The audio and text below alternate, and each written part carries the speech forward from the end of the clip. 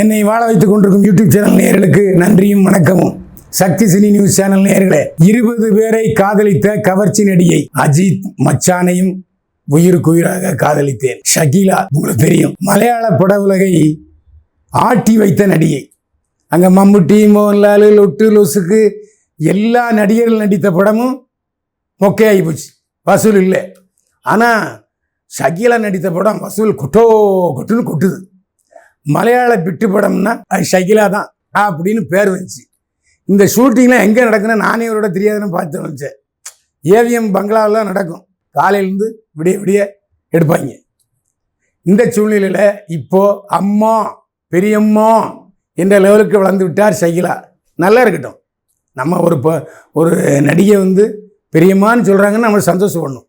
பெரியம்மான்னு சொல்கிறவங்க யாருன்னா திருநங்கைகள். அதாவது திருநங்கைகளுக்கு இப்போ அடைக்கலம் கொடுப்பவர் யாருன்னா ஷகீலா தான். திருநங்கைகளுக்கு ஏதாவது சோதனைனா முன்னே போய் நின்று பஞ்சாயத்து பண்ணி அதை தீர்த்து வைக்கிறவர் ஷகீலா. கிட்டத்தட்ட 200 படங்களுக்கு மேல் நடித்து விட்டார். இப்போது அவர் ஒரு சேனல் நடத்தி கொண்டிருக்கிறார். சேனலில் விலங்கமான ஆட்கள்லாம் பிடிச்சி பேட்டி எடுத்து அது எக்கச்சக்கமாக போய் என்னை கூட அவரோட பேட்டி எடுத்தார். அந்த பேட்டி கிட்டத்தட்ட 10 லட்சம் போச்சு, நல்ல காசு. அந்த மாதிரி யூடியூப்பில் சிலருக்கு நல்ல காசு பணமலை கொட்டுன்னு கொட்டிக்கிட்டு இருக்கு. அந்த மாதிரி சமீபத்தில் ஒரு பேட்டியில் ஷகீலா என்ன சொல்லியிருக்குன்னா, பரபரப்பான கருத்தை சொல்லியிருக்காரு. எல்லாருமே வர்றவங்க எல்லாருமே எங்கள் அப்பாட்ட தான் சம்பளங்க பேசுவாங்க, எங்கள் அப்பாட்ட தான் சம்பளம் கொடுப்பாங்க, எங்கள் அப்பாட்ட எல்லாத்தையும் சொல்லிடுவாங்க போல் இருக்குது. இந்த மாதிரி நடிக்கணும், இந்த மாதிரி அதுன்னு சொல்லிப்பாங்க போல் இருக்குது. என்கிட்ட கேட்கும்போது நான் உங்கள் அப்பாட்ட துட்டு ஊற்றுறேன், உங்கள் அப்பாட்ட எல்லா விஷயமும் சொல்லிட்டேன் அப்படிம்பாங்க. நானும் அப்படி சில படங்களை நடிச்சிருக்கேன். சிறு வயதிலிருந்து நான் நடித்து கொண்டிருக்கிறேன். பெரும்பாலும் கவர்ச்சி படங்கள், 1-2 ஆபாச படங்கள், அப்புறம் நிர்வாண படங்களும் சிலது உண்டு, ஆனால் இல்லைன்னு சொல்லலை. நானும் நிறைய பேரை காதலித்தேன். யாரை காதலித்தேன்? 10 வயசுலேருந்தே நான் காதலிக்க ஆரம்பிச்சிட்டேங்க. எங்கள் வீட்டு பக்கத்து வீட்டு பையன் பாதாம் பால், லட்டு, ரொட்டிலாம் கொடுப்பான். அவனை லவ் பண்ண ஆரம்பிச்சிட்டேன். லவ் எப்படி ஸ்டார்ட் ஆகிருக்கு பாருங்கள். அதாவது பாதாம் பால், லட்டு, பூந்தி வாங்கி கொடுத்தவனால லவ்.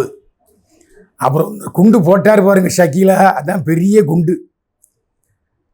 ஒரு 10 வருடங்களுக்கு முன் நானும் ரிச்சர்டும், யார் அஜித் மச்சான், ஷாலினியோட தம்பி, ரொம்ப ஃப்ரெண்டு. நாங்கள் லிவிங் டுகெதரோட நடத்தியிருக்கோம். நான் இன்னைக்கு கல்யாணம் பண்ணிக்கிறேன்னு சொன்னான், அப்புறம் கல்யாணம் பண்ணிக்கிறேன் ஏமாற்றிட்டான். நான் உயிருக்குயிராக காதலித்தது அஜித் மச்சான் ரிச்சர்டை தான். போட்டாரு பாருங்க போடு. அதான் இனிமேல் ரிச்சர்டு மறுப்பு கொடுத்து என்னத்தை ஆக போகுது? ஏன்னா ஷகீலா சொல்லிடுச்சு, அம்மா பெரியம்மா சொல்லிட்டாங்க, இல்லை நம்பிடுவான். ஏன்னா ஷகீலா இப்போ பஞ்சாயத்து நிறைய பண்ணிகிட்டு இருக்காங்க. எனக்கே தெரியும். அந்த பஞ்சாயத்துலாம் பேர் சொல்ல மாட்டேன். ஏன்னா பஞ்சாயத்து பேர் சொல்லணுன்னா ஷகீலா ஃபோன் பண்ணி என்ன நீங்கள் இப்படிலாம் பேசுகிறீங்க அப்படின்னு சொல்லி சண்டைக்கு வந்துடும். ஏன்னா ஷகீலாவோட நானும் 2 படத்தில் வச்சுருக்கேன். அந்த மாதிரி படத்தில் இல்லை, தமிழ் படத்தில் PRO விஜய் முரளி எடுத்த படத்தில் நம்ம ஷகீலாவுக்கு ஜோடியாக நடிச்சிருக்கேன்.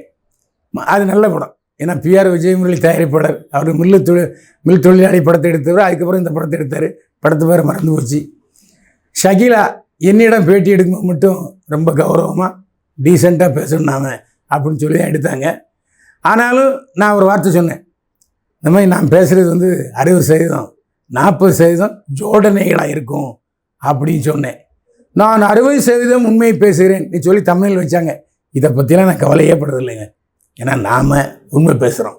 மனசாட்சியின் குரலைத்தான் நான் பதிவு செய்கிறேனே தவிர வேறு ஒன்றும் இல்லை. இப்போவும் சொல்கிறேன், ஷகீலா சொன்னது தான் நான் சொன்னேன், வேறு ஒன்றும் இல்லை. இதில் ஏன்யா நீ இந்த மாதிரி விஷயங்கள்லாம் பேசுகிறீங்க கேட்டால் கேட்க வேண்டிய ஆள் ஷகீலா. நீ ஏம்மா இந்த விஷயத்த சொன்ன, அந்த ஆள் போட்டு எல்லாத்தையும் ஊருபுறம் சொல்லிட்டு இருக்கான் அப்படிங்கிற மாதிரி நீங்கள் கேளுங்க. நிறைய பேர் என்கிட்ட கேட்குறாங்க, சார் சினிமாவில் உள்ள சகதிகள், அசடுகள், சாக்கடைகளை கிழிக்கிறீங்க சார். சினிமாக்காரங்க சம்பளம் வாங்குறாங்க, சம்பாதிக்கிறாங்க. ஆனால் 100க்கு 90 பேர் இந்த மாதிரி ஒழுக்கக்கேடானவர்கள் தான் என்பது நீங்கள் ஒரு ஆள் தாங்க சொல்கிறீங்க. இந்த நேற்று கூட ஜெர்மனிலேருந்து வந்தார், சொன்னார் எங்களுக்கு என்டர்டெயின்மெண்ட்டே உங்களை வச்சு தான் சொல்கிறார். இதுவரைக்கும் என்னை பார்த்தவர்கள் பாராட்டி இருக்கிறார்களே தவிர ஏன் இந்த மாதிரி பேசுகிற, அந்த மாதிரி பேசுகிற இன்னும் கேட்டதே இல்லை. அப்படி கேட்டது யாருன்னா லயான்னு ஒரு பொண்ணு கேட்டுச்சு. அது வந்து அந்த மாதிரி. அதே மாதிரி இன்னொரு பொண்ணு பார்த்திப இடத்துல நடிச்சு கேட்டுச்சு. அது இப்போ சொல்லிச்சு, என் மார்பில் கை வச்சா நான் ஆண்குறியை கையை பிடிச்சிருவேன் அப்படின்னு சொல்லுது. இதெல்லாம் நாம் சொல்லலைங்க, அவங்க சொன்னது. இன்னும் அதிகமாக சொல்லியிருக்காங்க, நான் சொல்லலை. ஏன்னா நம்முடைய பதிவுகளை குடும்பத்தோடு உட்காந்து பார்க்குறாங்க.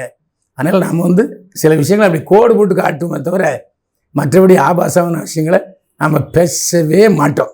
நேரலை தரமான விமர்சனங்களுக்கு, உண்மையான தகவல்களுக்கு சக்தி சினி நியூஸ் சேனலை சப்ஸ்கிரைப் பண்ணுங்கள், ஷேர் பண்ணுங்கள். மீண்டும் சந்திப்போம்.